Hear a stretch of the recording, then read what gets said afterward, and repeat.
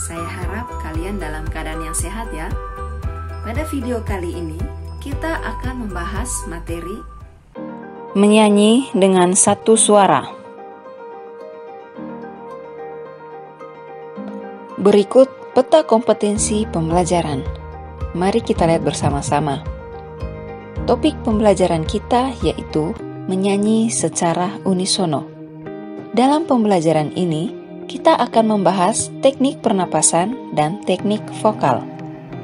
Ada kata kunci, yaitu unisono, artikulasi, frasering, intonasi, dan diafragma. Dan ini tujuan pembelajarannya, ikuti terus video ini sampai selesai. Semoga kalian mencapai tujuan pembelajaran pada materi kali ini. Baik, yang pertama kita pahami dulu tentang pengertian bernyanyi unisono. Apakah sebelumnya adik-adik sudah pernah mendengar kata unisono? Ya, kalau sudah pernah mendengarkannya, mari kita bahas lebih lanjut pada materi berikut.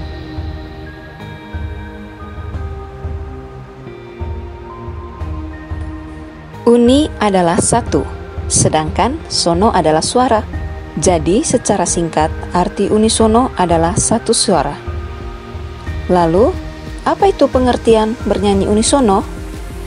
Bernyanyi unisono adalah teknik bernyanyi di mana satu suara atau satu nada dinyanyikan oleh banyak orang atau berkelompok. Dalam bernyanyi secara unisono, butuh kerjasama dan peduli, sehingga suara yang ditimbulkan menjadi harmoni. Misalnya, satu kelompok menyanyikan lagu Indonesia Raya dengan nada yang sama. Untuk menyanyikan lagu dalam sebuah kelompok dengan baik, tentu kalian harus menguasai teknik-teknik bernyanyi. A. Teknik vokal adalah cara yang dilakukan untuk dapat menghasilkan suara yang baik untuk bernyanyi. Vokal menurut ensiklopedi musik dapat diartikan sebagai suara manusia. Musik vokal artinya karya musik yang dilantunkan dengan vokal. Musik vokal lazim disebut seni menyanyi. Tempat bergetarnya seluruh suara yang telah diproduksi oleh pita suara adalah ruang resonansi.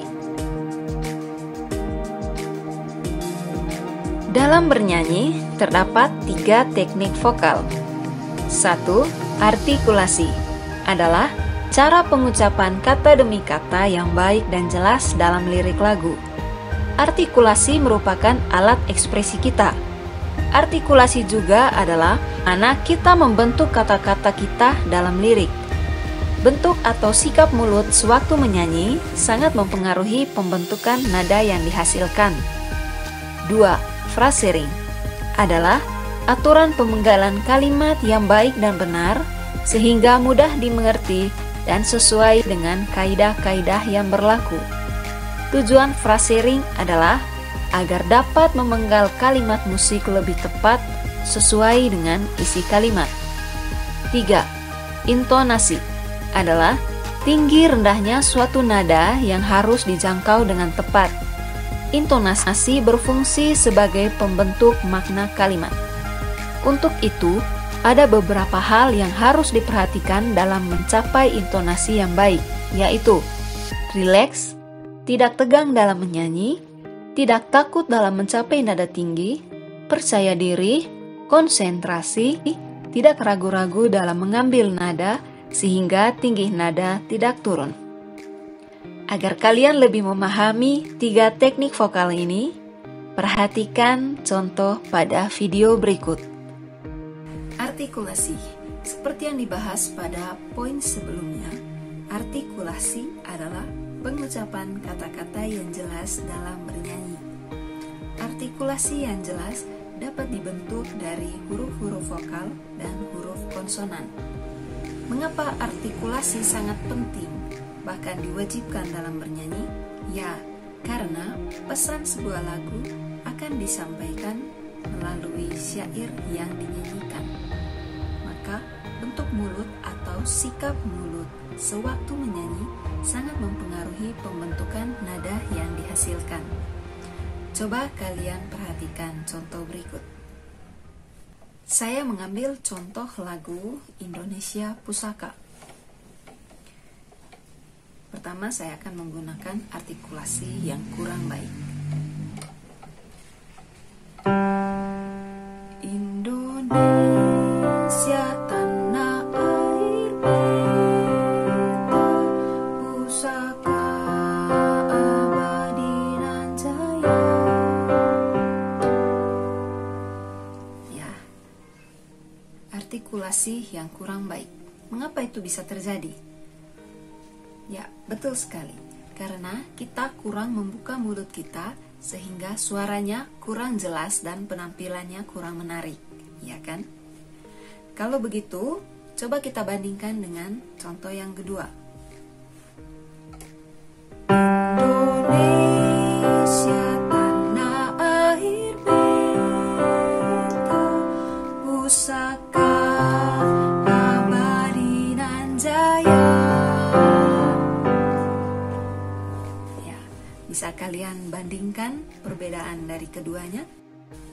Jadi, apa tujuannya kita menguasai artikulasi?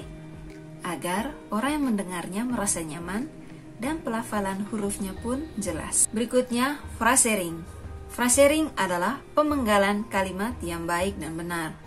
Syarat utama dalam frasering adalah kita harus menguasai teknik pernapasan yang baik dalam bernyanyi, yaitu pernapasan diafragma.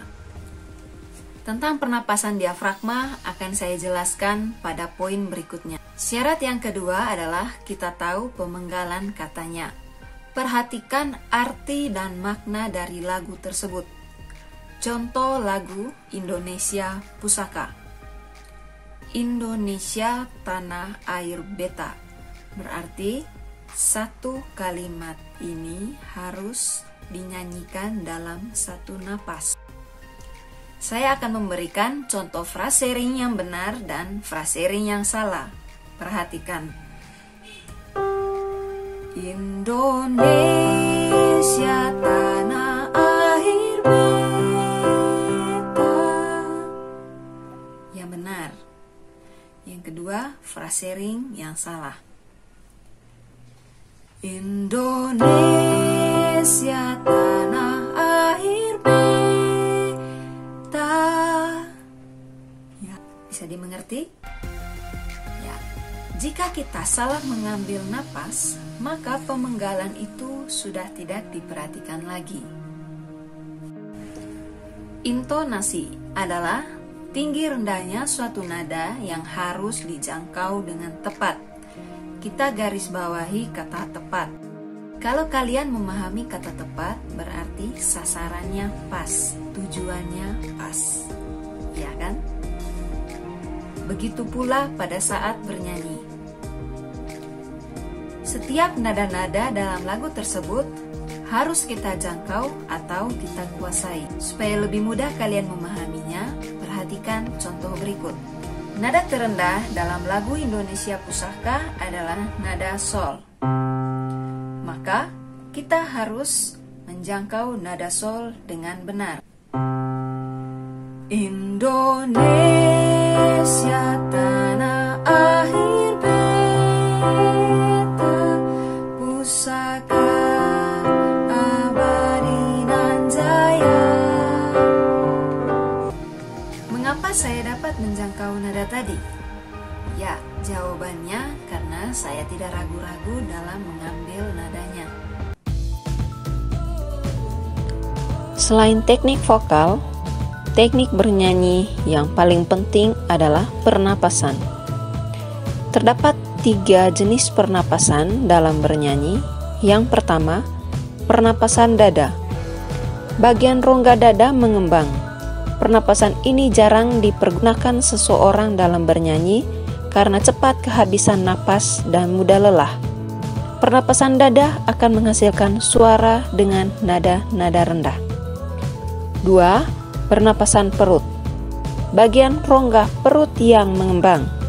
Suara yang dihasilkan dari pernapasan perut sangat keras, sehingga kurang baik digunakan dalam bernyanyi. Pernapasan perut akan menghasilkan suara tinggi.